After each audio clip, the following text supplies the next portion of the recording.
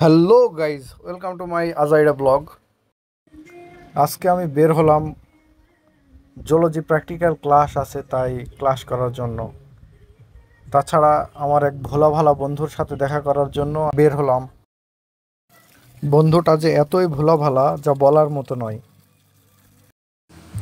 Zoology class করার সময় আমার বন্ধুটাকে স্যার জিজ্ঞেস করছে, বলো তো মাছ কথা বলতে পারে না কেন? ভোলা ভালা বন্ধুটা বলছে, স্যার আপনার মাথাটা জলের মধ্যে চুবিয়ে রাখলে আপনিও কথা বলতে পারবেন না। তারপর কি আর করার, তারপর থেকে বন্ধু আর ক্লাসে আসে না। তো হঠাৎ অনেক দিন পর ওই বন্ধুটার সাথে আবার দেখা। তো বন্ধুটা হাস্যোজ্জ্বল মুখে আমারে বলতেছে, মাম্মা আমি তো নওগাঁ কলেজের একটা বড় লোকস বাবার মেয়ে পটিয়ে ফেলছি মামা। আমি বললাম, কিভাবে বুঝলি মামা যে মেয়েটার বাবা এত বড় লোকস? বন্ধু বলছে, বড় লোকস না হলে কি প্রতিদিন আলাদা আলাদা ড্রেস পরে আসতো মাম্মা?